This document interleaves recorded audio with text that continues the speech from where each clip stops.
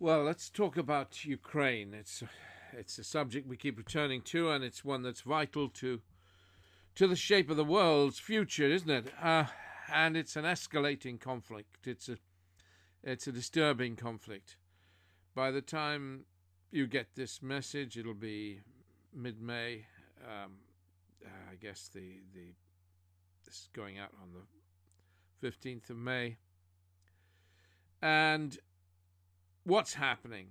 Britain has decided to deliver the Storm Shadow cruise missile to Ukraine, not shitting up the conflict big time, because the Storm Shadow cruise missile is massive. You're talking a 1,000-pound or 500-kilogram bomb. I mean, well, 450 kilogram, 990 pound, be precise. And that is immense, immense. In fact, it's just about the biggest thing you can get before you go to a nuclear bomb.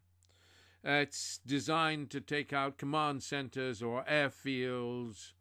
I mean, take them out. I mean, wipe them off the face of the earth. It's a massive weapon. It's air-launched. It's a cruise missile, so it cruises along the ground and then climbs to altitude before plunging to deliver its payload. And once programmed with the GPS or whatever, it cannot be reprogrammed. Each one of these mega large bombs costs £750,000.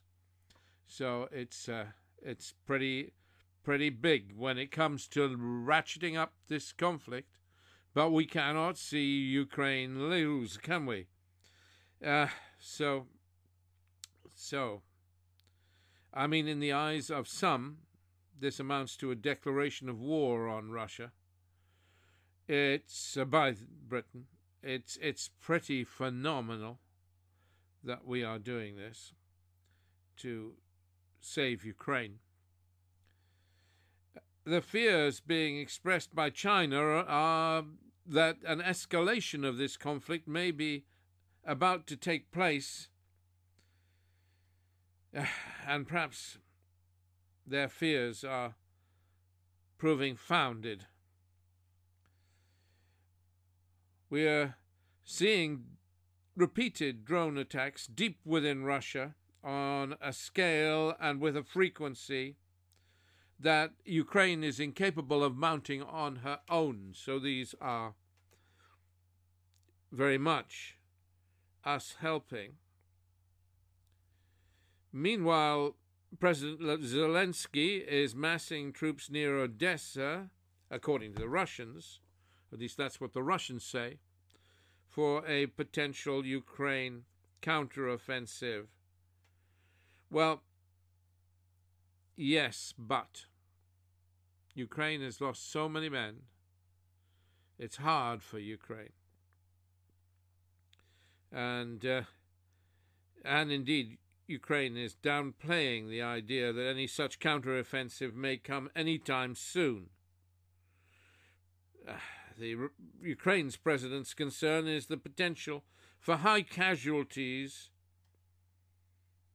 amongst Ukraine's armed forces, an army that has already been decimated by the long, grinding conflict it has had to endure.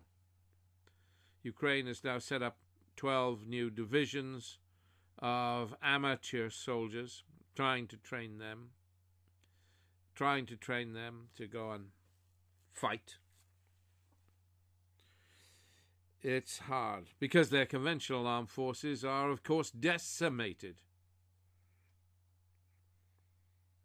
by this conflict it's had to endure. And, of course, the Ukraine president is appealing for armoured personnel carriers to reduce potential casualties. Vehicles the West is seemingly unable to supply. We are able to supply mega massive bombs, but we aren't able to supply armoured personnel carriers. It's a war that's out of control, or is it? Perhaps it's a delight to some in the West. I mean, it gives us an opportunity, does it not, to set Russia back with zero cost in terms of our own lives. We can send the Ukraine forces out to fight. And yeah, we can do this. We can do this. We can do this. Interesting that there is absolutely zero interest in the Anglo-American alliance for any peace talks.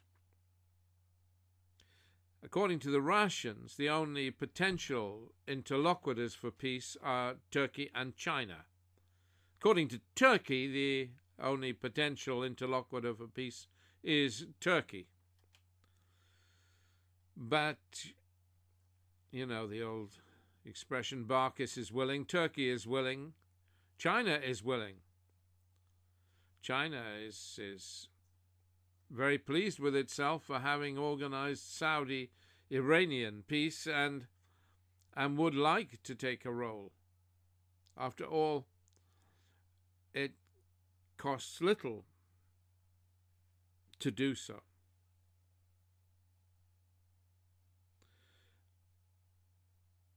This war is a pricey war.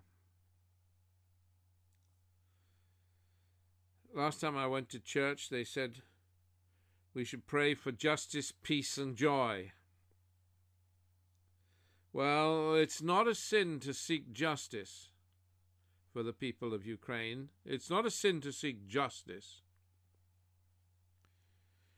But in old-time religion, the Jews and the Christians used to differentiate between sin and trespass. Trespass being when you hurt another person. It may not be a sin to seek justice, but seeking justice can involve trespass, because you can certainly kill a lot of people in your mission for justice. That's why in the Quran, or indeed in the Torah, and indeed in Christian writings, mercy always trumps justice. It's always more important to be merciful than to achieve justice. How can you achieve justice for the Palestinian people? How can you achieve justice for the people of Afghanistan? How can you achieve justice for the Syrian people? How are you going to do it? It's a big ask, is it not? And hard to achieve. But we can achieve peace with mercy and hope for restoration of some kind. It's interesting when we talk to the Chinese say, don't take us literally. You know, we always say what we feel would please the other.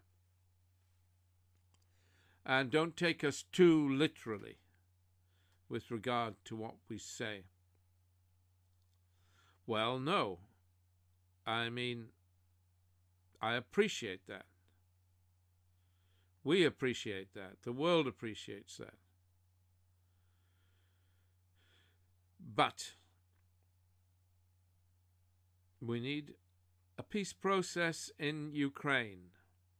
This must not become a proxy war grinding on, where the only sacrifice is that made by Ukraine, and it goes on and on, year in, year out, a war of attrition. It's time for a peace process. It's time for an end to the misery. We have an obligation to promote peace. And if Turkey and China are the only potential interlocutors for peace, let's encourage them. Carpe diem, seize the day. It is wrong, brutally wrong, to expect Ukraine to mount a counter-offensive and to sacrifice more lives while we stand by and watch. Enough already. It's time for peace and rapprochement, and the Anglo-American alliance must surely stop standing in the way of that process. Remember that Britain is the lead nation on Ukraine. Don't dodge that.